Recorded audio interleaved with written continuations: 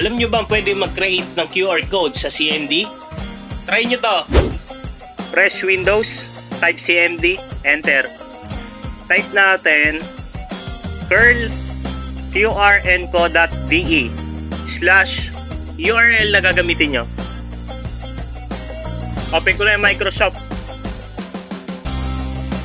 Naka-bookmark na sa akin yung page, kaya yun yung gagamitin ko. Copy nyo lang yung URL.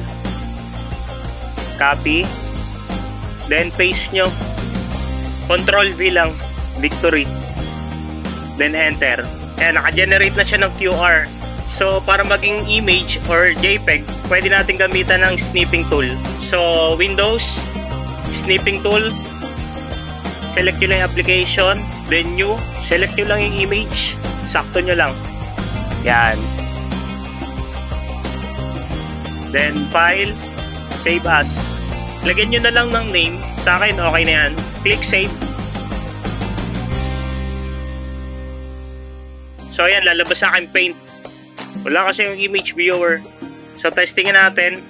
Scan. And working naman. So hindi nyo na kailangan mag-google para maghanap ng QR generator. For more video like this, just hit like and follow. Thank you!